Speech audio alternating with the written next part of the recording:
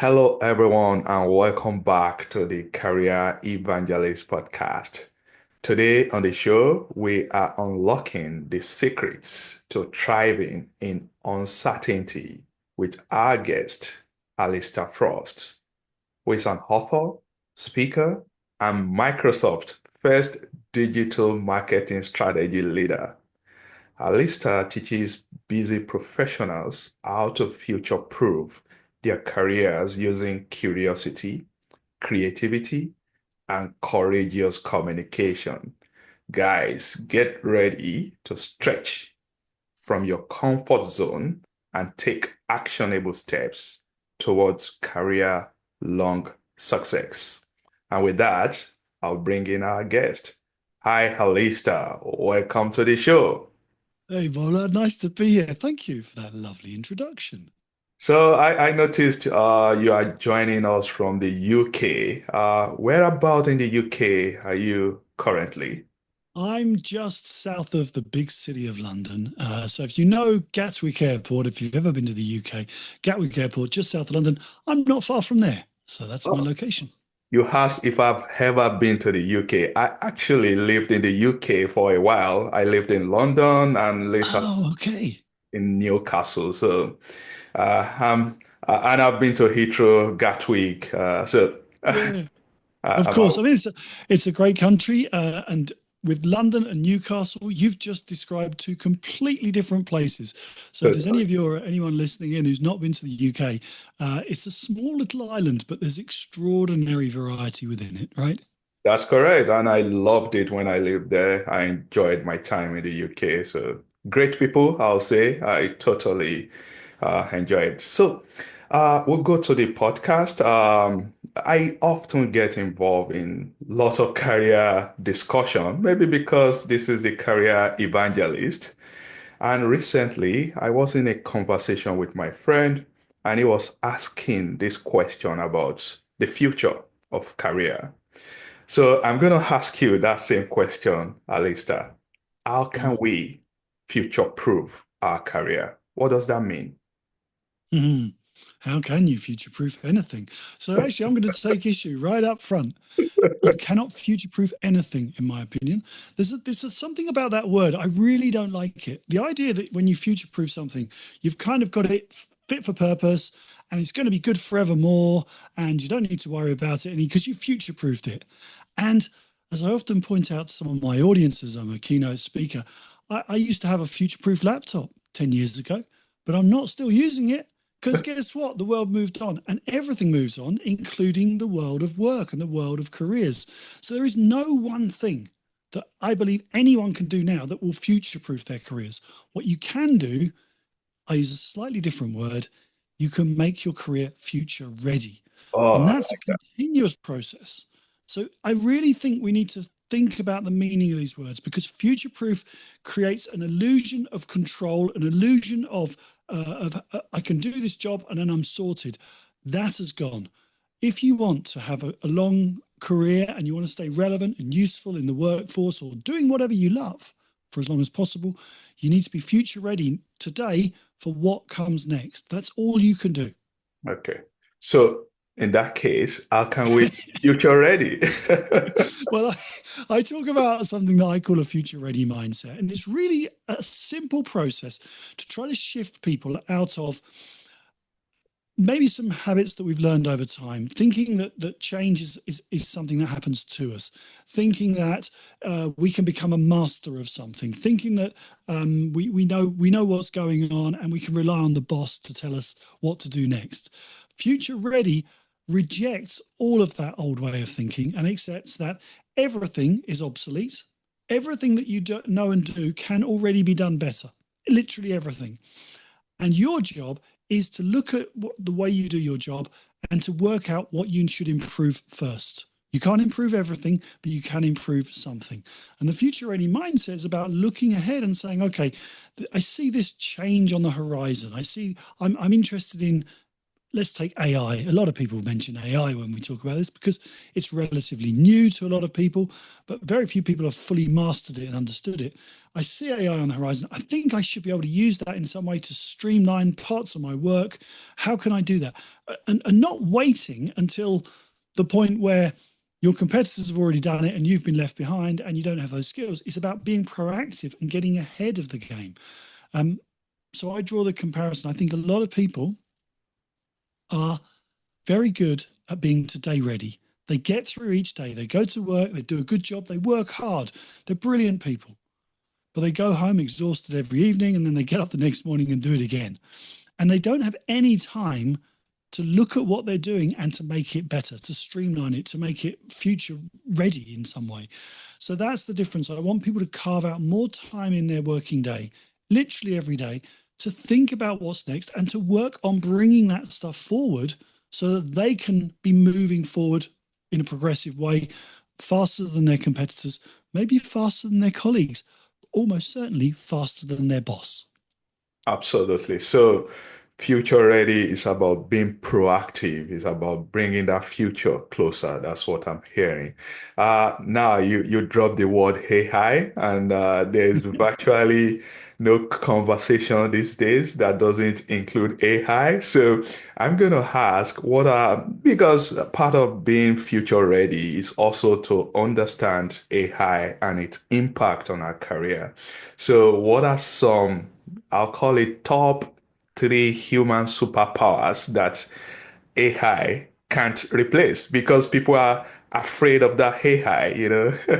Yeah. Look, AI is a remarkable thing. It is a very useful tool, but it is just a tool. It is something that some technologists are developing at speed that does pattern matching at scale, and it is very clever, and it creates the illusion of having intelligence. It's even got the word in its title, artificial intelligence. There is nothing intelligent about it. It's a program, it's a piece of software that does massive scale computing on lots of data and works out what the most logical next word in the sentence should be, and then it presents that to you. Now, it's wonderful. It's a very helpful tool. I use it every day for research, to streamline things, to check my work. It's very helpful, but it cannot do certain things that humans excel at.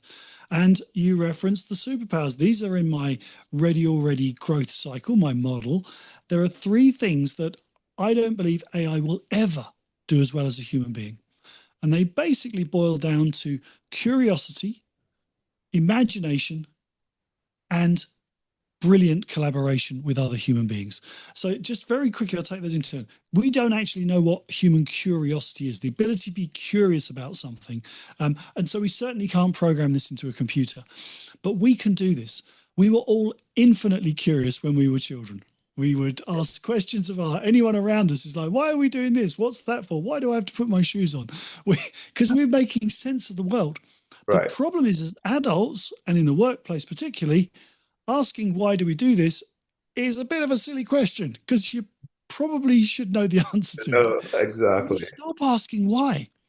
And the key to recognizing the opportunities of the future is accepting that what we have today doesn't have to be the way it is forever. We can change things. We can move forwards. So curiosity is about asking why about the way you do things today, to open your mind. I do this a lot on the stage. I flip open your mind. Imagine your head flipping open, and Yeah. suddenly there's all these possibilities come into view. So for example, we might, but we're doing this over online. You're in one place, I'm in another. A child who walked in here and looked at this, they might say, why is that man on the screen? Why are they in a rectangle? Why has he got a microphone? Why has he got books behind him? Like loads of things. Now, Right. as an adult, I wouldn't question those things because it's just the way they are. But the Right. minute we ask the question, why is that person in a rectangle? We open our mind to the possibility, well, it could be something else, couldn't it? It doesn't have to be a rectangle, it just is. Maybe Right. it could be a circle. Maybe it could be a ball that's bouncing around on the screen. Lots of possibilities come into play. We don't see the possibilities because we're not curious about why things are the way they are. So AI can't do that. You can't say to AI, tell me what is curious about this thing. It doesn't understand the language. So that's curiosity. And then that's a skill in its own right. It's a separate thing. I call it in my model, I call it open your mind. And if you do that first, then you apply the second superpower, which is imagination. We can have ideas about what the possibilities could be. So just as I just did, we could say, well, what if it wasn't a rectangle? What if it was a circle? What if it was a triangle? What if it was it kept moving around on the screen? What if it was in black and white? Just possibilities. And suddenly we're starting to see ways that things could be different, and we're having some ideas. Most of the ideas, because we're humans, will be bad ideas, but that's okay. The skill that we need to have is to spend more time in the general ideas, the good, the bad, and the ugly. Because the longer we spend in that space, the more possibilities we start to see, the more we allow our imagination, human imagination, to work. Again, AI can't do that. AI can give you lots of ideas, but it's only repeating patterns that it's seen in the past. Right. Right. For your career, you want to come up with something that's right for you, and that is probably not something that somebody's thought of before. Mhm. And then the third one is Collaboration. collaboration. Yeah. So you've got all these terrible ideas about, oh, the person on the video call should be in a ball bouncing around on the screen. What collaboration is about is working with fellow humans, some of your colleagues, and saying, hey, I've got this idea. It's not quite right.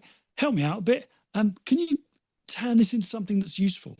And using other people to say, okay, well, it is interesting. And the key here is you have to get them to say yes and. So when you say, my idea is they could be in a ball and it would bounce around the screen, which would make it lots more fun to watch, but a bit hard on the eye. And they'd say, yes, and have you considered how fast the ball would move? Yes, and yes, and what if the ball was really big, so it was actually not moving very much, it was really slow?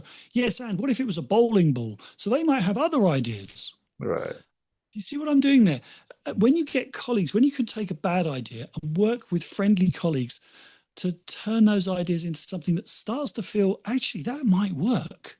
That's where you've created the future. That's where you've got an idea that actually could be the next big thing for your career, for your company, for whatever it is that you're focusing on. And It's a that's really simple and process. that's when you become ready already. So I'll go back to the first framework there, which is Mm, curiosity. mm, I'm gonna be curious. You were once at Microsoft and yes. you worked as their digital marketing strategy leader. Can you Yes. tell me about that? What does that entail, Allister? There was a fantastic job quite a few years ago now when I first arrived at Microsoft, and over 12 years now since I left Microsoft. But this was at the time when digital marketing was just becoming a thing. And Microsoft, even though it's a technology company, it has to figure out how to do things in the new world that it is helping to create. So my job was to figure out, well, what could we do with these new tools? And really it was, it's the early days of some of the social media platforms that we know. It's the early days of communications, of video calls and things. And we were figuring out how we could use those to help people understand Microsoft's products, services, and clearly, we have a commercial goal, which is to sell more Microsoft stuff. But we tried to do it in innovative ways. And what it taught me is that everything, as I've already said, everything we know, everything we do is obsolete. And I think that's really when I came to realize, we were used to doing direct mail campaigns or TV adverts and all of this stuff. That was clearly dying. It was no longer the perfect solution to what we needed to do. And there were all these new things. Everything was obsolete. And we approached every day in that job thinking, yeah, this is good, but we know there's a better way. What is that better way? Let's keep looking. Let's keep hunting. And so what's happened since is that nearly every company and organization on earth is feeling that same pressure. They are realizing that they cannot carry on doing things the way they've always done them. They have to start thinking differently, because if they don't, one of their competitors will, and they will cease to exist very quickly. Absolutely. So, you saying that everything is obsolete, I don't disagree with that. But that also now leads to some level of uncertainties around us, especially when it comes to managing our career. So, Mm. what do you tell people, or how can people stay motivated, especially during this time of uncertainties? I think you have to come to terms with the fact that this is the way the world is. It is uncertain. There are obviously there are political trends that come and go. There are big economic trends that shift and move us around.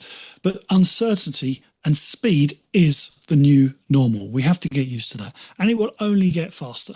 Today is the slowest rate of change that any of us will experience for the rest of our lives. It only gets quicker. So Yeah. if you're struggling today, then it's going to be harder. What you need to do is to pause and figure out a strategy to find your focus, to get back in control, and to do something that you really passionately believe in, but to be the person that creates the change rather than is always trying to catch up with change. So my process, and it's in my book, ReadyAlready, is designed to help people to start becoming more future ready, to rediscover their personal missions, I call it, which is like why do you do that work? Why do you care about that work? And if you don't care, let's find a way to help you care. Because when you care and you realize that everything can be improved, you might improve something.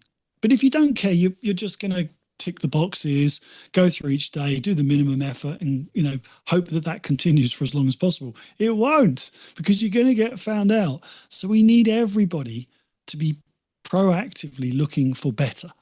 And that's what it's about. So it is about getting back in control. Don't feel like you're victim to change.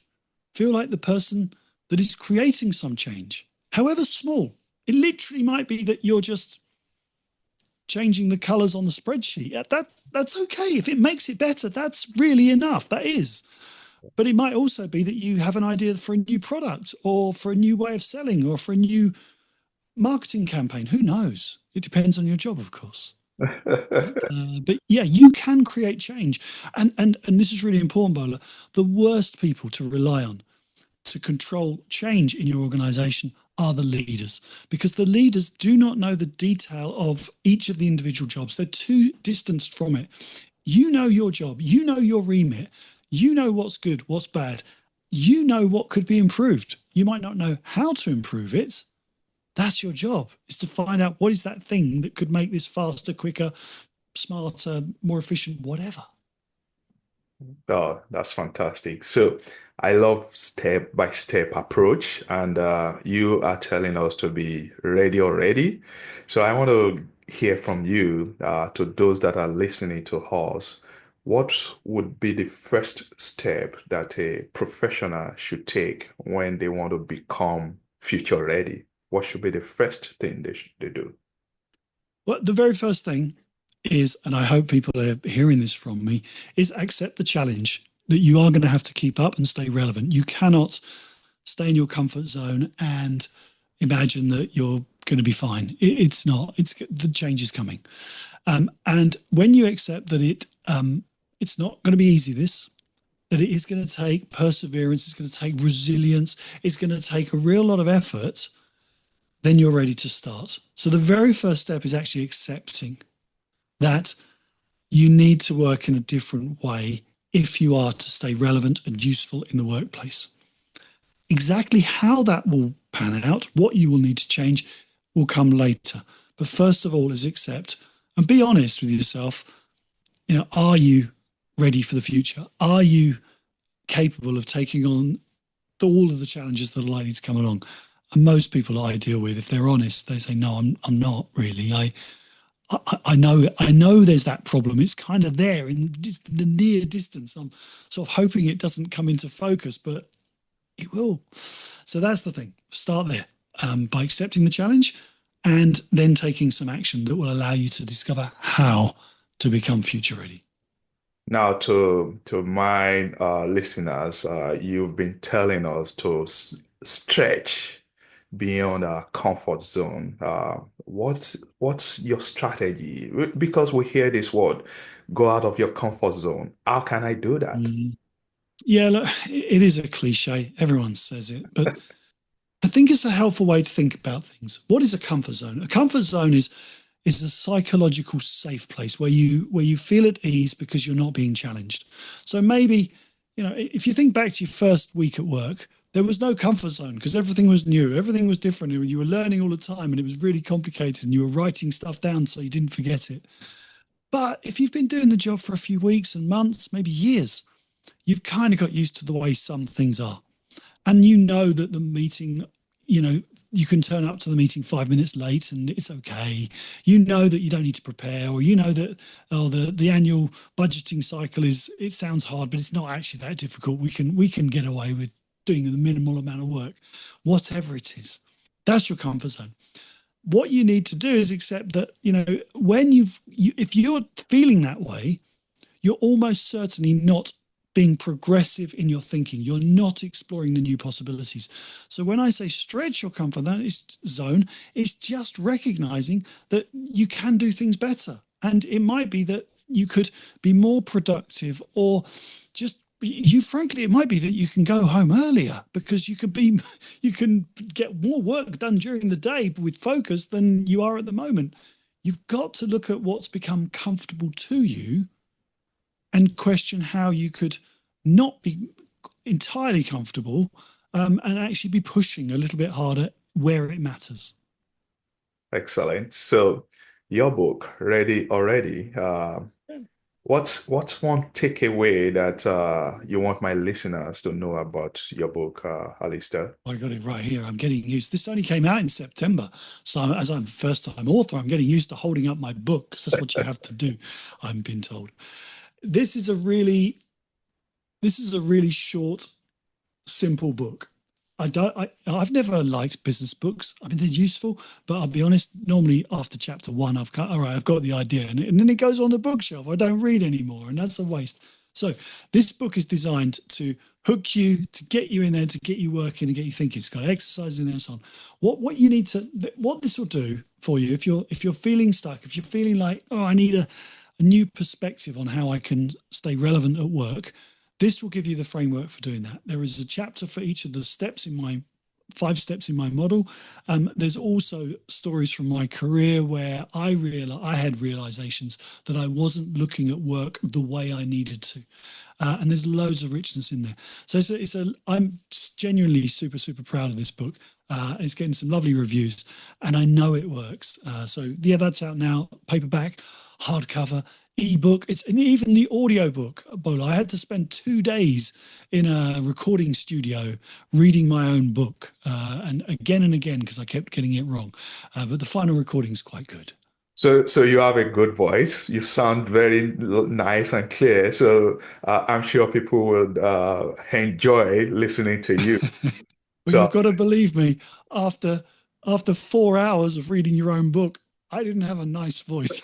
We had to keep taking breaks all the time. It's really hard to read a long book. So, yeah, if ever you get an opportunity to do that, it's drink plenty of water and have lots of breaks. I absolutely. Even with this 30 minutes recording, sometimes I feel like just guzzling water. So at least to help my voice calm down. Yeah. So you have this 5-step or 5 process in the framework, in the Ready Already framework. Can you tell us about them, maybe, so that we know what are those? Yeah, it's really simple. And now in the book, I refer to it as the Ready Already growth cycle. That's the label I came up for it. Since I've done that, everyone I speak to, they always refer to it as the Frost framework, because that's my surname, Allister Frost, and also, quite deliberately, the 5 steps around the cycle spell my surname, F-R-O-S-T. So it's very simple. Follow, react, open, surprise, and tell. Now, follow is about finding your focus. So I've been talking a lot about, your comfort zone, and maybe there's something you can improve. Follow is about identifying what it is that you need to do or understand better in the near future. So for a lot of people, it might be AI right now. It might be a legislative change. It might be negotiation skills. It could be anything. It really doesn't matter. But there's something, if you're honest, if we all make a list, and this is a great exercise to do, make a list of all the things that you probably should be a bit better at work today and in the next, let's say, 3 months' time. Don't try and predict longer than that. I bet we've all got stuff on there. I bet you've probably got books on your desk that you've bought and you've not got around to reading, podcasts you wanted to listen to, courses you wanted to take. Put it all on the list. Then pick the one thing that you really can't ignore. The one thing that's more important than anything else, and just do that. So that's follow. React is learning all you can about it, but learning properly. Not doing that lazy thing and going to AI and saying, what is negotiation skills? Getting an answer, copy paste, that'll do. That's not enough, right? If you want to know about negotiation skills, I bet there's some amazing books. I bet there's some incredible podcasts. I bet there's loads of stuff on YouTube about it. I bet there's a conference probably about negotiation skills. I bet you know someone who's good at negotiating. They are learning opportunities. So it's about learning properly, getting back to old-fashioned learning, not just relying on Google or AI. That's React.